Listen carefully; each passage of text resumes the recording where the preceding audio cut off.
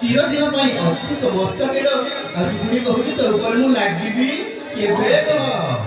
এ বাপা হলো মা মা আপন করে গেল ওরে আসা অপরাধ নিয়ে আসছে আশা ভরসা ও মা কিন্তু কিস এতে ধন সম্পত্তি থাইকি মধ্য এতে বড় রাজ্য সিংহাসন থাইকি মধ্য আর মাগিব কিস অবিলম্বে ফেরি মা অবিলম্বে ফেরি কি দেবী মধুরিত সତରେ ବାପା মা ମତେ ଧର କିଛି ଦରକାର ନାହିଁ ବାପା ମା ଆପଣଙ୍କ ସ୍ନେହ ମମତା ସବୁଦିନ ପାଇଁ ଚିରଦିନ ପାଇବନି କେଉ ବାପା ସତରେ ମା ଏଇଟା ମୁଁ ପାଇବି ଗର୍ବର ଦିନ ବାପା ନିଶ୍ଚୟ ମା ହେଲେ ବାପା ଧନ୍ୟବାଦ ଆଜି ଯୋଉ କଥାଟା ମୁଁ ତୁମକୁ ମାଗିବାକୁ ବା ଯୋଉ ଆଦେଶ ତୁମକୁ ମାଗିବାକୁ ଆସିଛି ବାପା ମା ସେଇଟା ଆପଣ ସମ୍ପୂର୍ଣ୍ଣ ଭାବେ ମତେ ଦେଇପାରିବେ ନିଶ୍ଚୟ ମା ମୁଁ ସମର୍ଥ କୁହ ଶୁଣ ପିତା ଶୁଣ ମାତା ଶୁଣ ପିତା ଶୁଣ ମାତା କରୁଛି ଆଗେ କରୁଛି ଆଗେ ଆଦେଶ ଦେ ପୁଷ୍ପ ଆଦେଶ ଦେ ପୁଷ୍ପ ଶୁଣ ପିତା ଶୁଣ ମାତା ଶୁଣ ପିତା ଶୁଣ ମାତା ଗୁହାରି କରୁଛି ଆଗେ ପ୍ରଣାମ ଆଦେଶ ଦେ ପୁଷ୍ପ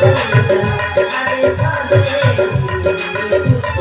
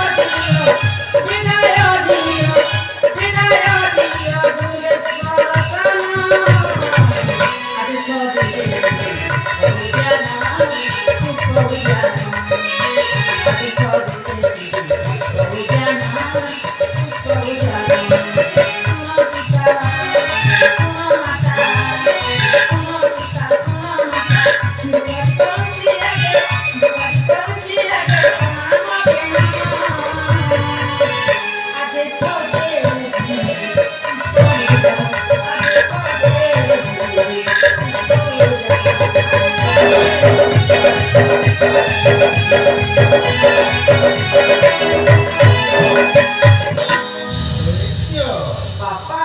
ଏଇଟା ପୁଣି ଆସିକି କହୁଛୁ ସେ ପୁଷ୍ପ ଉଦ୍ୟାନକୁ ଫେରିକି ଯିବାକୁ ନିମନ୍ତେ ବାପା ଜାଣିଛୁ ବଢିଲା ଛୁଆ ଯଦି କୁଆଡେ ଟିକିଏ ଚାଲିଯାଏ ତା ପିତାମାତା କେମିତି ବ୍ୟାକୁଳତାରେ ଖୋଜନ୍ତି ସେ କଥା ଟିକେ ମଧ୍ୟ ତୁ ଚିନ୍ତା କରୁନୁ ବାପା ହରମା ମୁଁ ଜାଣେ ବାପା ଆପଣଙ୍କ ମନକୁ କଷ୍ଟ ହେଉଥିବ ନିଶ୍ଚୟ ମା ହେଲେ ବାପା ମୁଁ ଆପଣଙ୍କ ମାନ ସମ୍ମାନ ଇଜ୍ଜତ କେବେ ମାଟିରେ ମିଶେଇବା ପାଇଁ ଦେବେନି ମା ଆପଣ ମୋତେ ଖୁସି ଖୁସି ବିଦାୟ ଦିଅନ୍ତୁ ଜାଣୁ ନା ମୁଁ ଆଉ ତୋତେ ସେ ପୁଷ୍ପ ଉଦ୍ୟାନକୁ ଖେଳିବାକୁ ବିଦାୟ ଦେଇପାରିବିନି ନା ଯଦି ମୋତେ ବିଦାୟ ଦେଉନଥିବେ ତାହେଲେ ମୁଁ ଆପଣଙ୍କ ସହିତ କଥା ହେବି अरे दिव्या तू चुटिया कथा पाइल एते व्याकुल होछु काहे मु निश्चय तो पिता को बुझाई देबी अरे मां मु सुना छिया से पुष्प ध्यान देबा हेले तू किछ समय अपेक्षा कर मु तो पिता को बुझाई देउछि रे मां हे प्राणनाथ हे प्राणेश्वर हो महारानी आम झिया दिव्या से पुष्प ध्यान ଯିବାକୁ ଚାହୁଁଛି हेले शक्ति सहचर सहित से पुष्प कानन को जाई चंचल